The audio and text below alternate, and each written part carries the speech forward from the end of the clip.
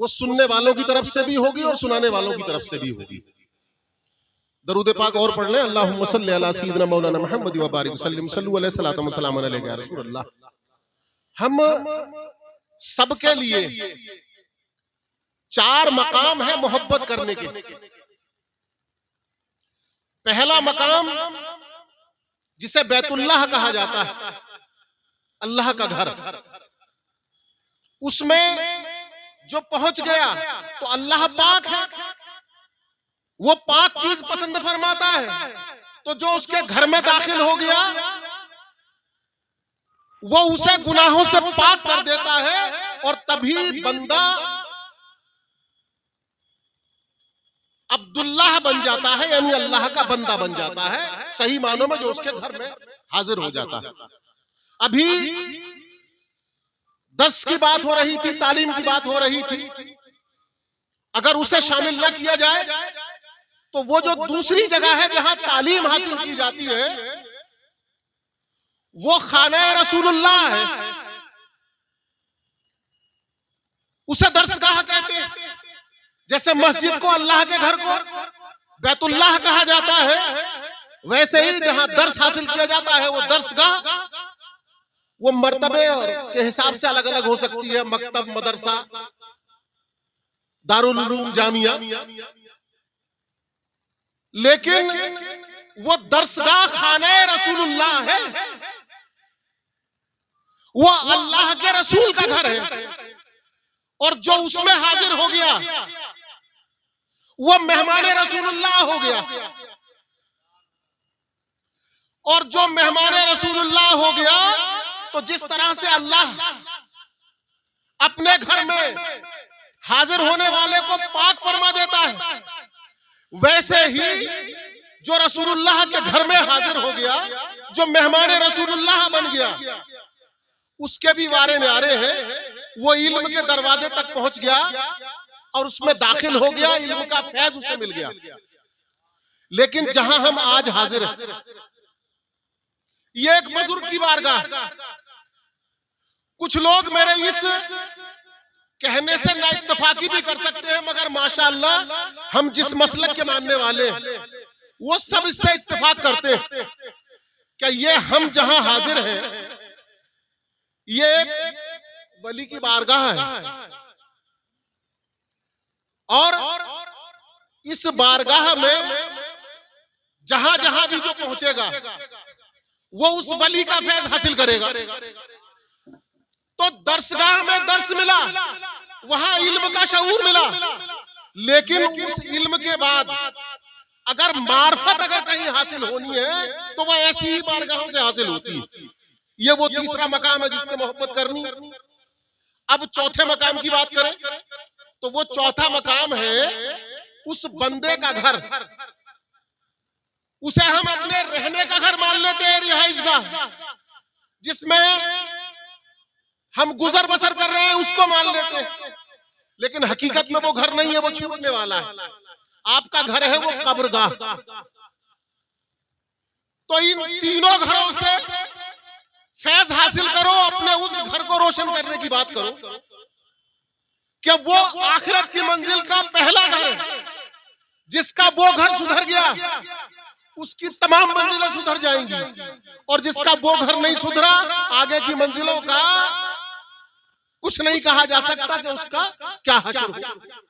मगर इस सब के लिए, इस सुधार के लिए जब हम अपने आप पर गौर करें और इस सारी कायनात में गौर करें, जिसमें गौर और फिक्र करने के लिए अल्लाह तबारक व तआला ने हुक्म दिया कि तुम गौर क्यों नहीं देते, तो जब आप गौर करेंगे तो आपकी जिंदगी सुधारने के लिए आपको हर चीज में सबक है। लेकिन वो सबक हासिल करने वाले लोग हैं वो बुजुर्गाने दीन।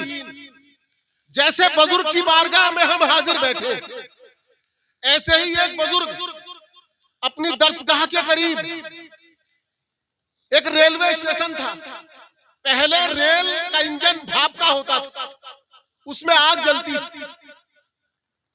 जब भी कोई रेलगाड़ी वहां से गुजरती वो बुजुर्ग वहां जाकर खड़े हो जाते और उसके इंजन को देखते। आपके शागिर्द पूछने लगे, हजरत क्या मामला है? जब भी कोई रेलगाड़ी यहां से गुजरती है आप यहां आकर खड़े हो जाते हैं। उन्होंने कहा, मुझे इस रेल के इंजन से मोहब्बत हो गई है। उनके शागिर्द कहने लगे, कमाल की बात, इंसान इंसान से मोहब्बत करता है। आप हमारे उस्ताद हैं, हमारे पीर हैं, हमें पढ़ाने वाले हैं, आप तो एक लोहे से बनी हुई चीज से, इंजन से मोहब्बत करने की बात करते हैं। उन्होंने कहा, क्या मैं तुम्हें यह ना बताऊं कि मुझे उससे मोहब्बत क्यों हुई? गौर फरमाए, उनके शागिर्दों ने कहा, हुजूर जरूर इरशाद फरमाइए, जरूर बताइए। आपने कहा, पहली खूबी मुझे इस इंजन के अंदर ये नजर आती है कि ये इंजन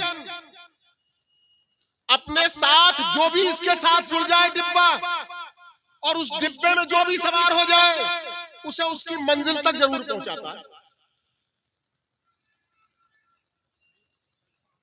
दूसरी खूबी मुझे इसके अंदर ये नजर आती है कि ये आग खुद तो खाता है, मगर जो इसके साथ जुड़े हैं उनको उससे महफूज रखता है।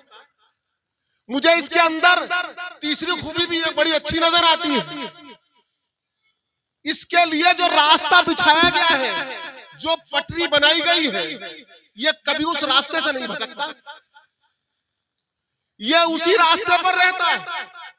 इसके लिए जो बीच में रुकने के मकाम तय किए गए हैं, ये सिर्फ उन पर रुकता है।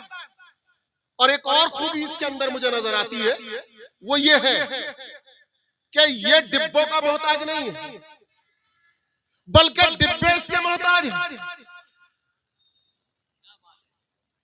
अब गौर फरमाए, ये तो उन बुजुर्ग और उनके शागिर्द से आपस में गुफ्तगू है, लेकिन अगर हम अपने किसी पीर की तरफ देखने की बात करें, अपने किसी इमाम की तरफ देखने की बात करें, अपने किसी रहबर की तरफ देखने की बात करें, तो जिसके अंदर ये खूबियां जमा हैं, वही हमारा पीर बनने के लायक, वही हमारा इमाम बनने के लायक, वही हमारा रहबर बनने के लायक।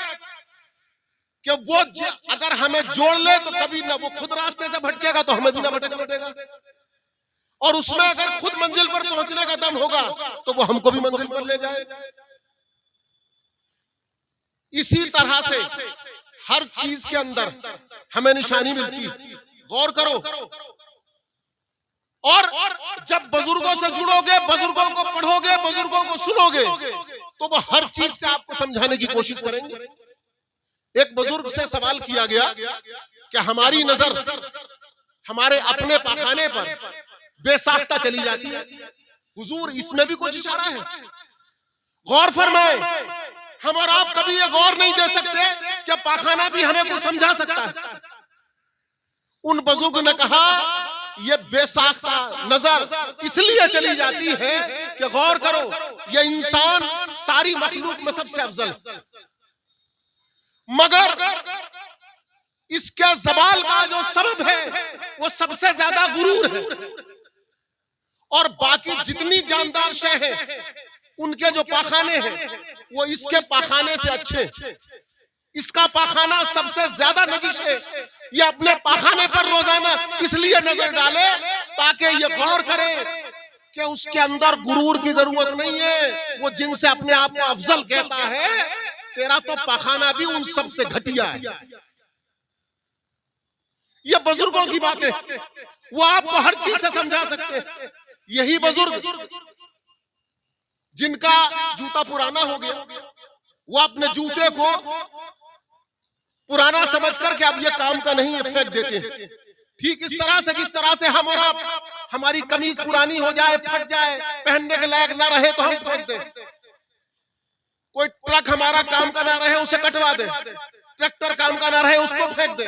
हर वो चीज जो काम में आने के लायक है तब तक काम में लेते रहे, और जब काम की ना रहे तो हम उसे फेंक दें। ठीक इसी तरह से एक बुजुर्ग ने अपने जूते को फेंका।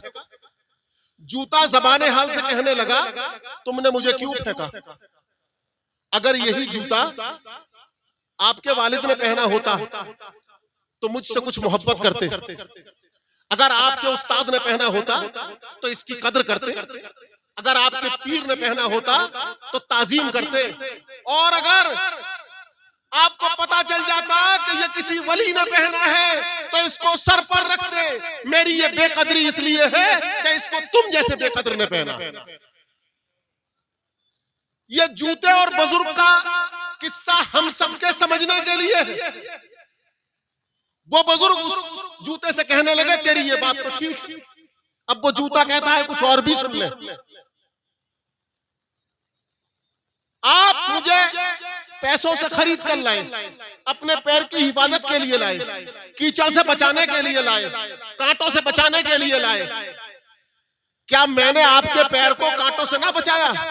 क्या मैंने आपके पैर को गर्म रास्ते से ना बचाया?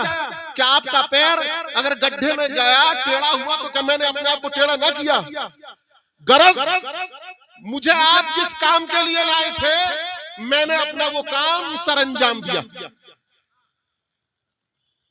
लेकिन आप गौर करो, आप भी इस दुनिया में आए हैं तो आपको भी अल्लाह तबारक व तआला ने किसी काम के लिए भेजा है, किसी काम के लिए पैदा फरमाया।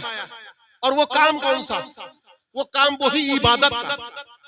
क्या अल्लाह तबारक व तआला ने हम सबको सिर्फ इबादत के लिए पैदा फरमाया? तो क्या अगर तुमने वो काम इबादत का अगर सरअंजाम दिया है तो आप बेहतर हैं। और अगर आपने वो ड्यूटी सरअंजाम नहीं दी तो आपसे हजारों दर्जे बेहतर मैं हूं। तो गौर करो, हम सबसे हमारा जूता भी ये कह रहा है, वो जूता भी हमको समझा रहा है।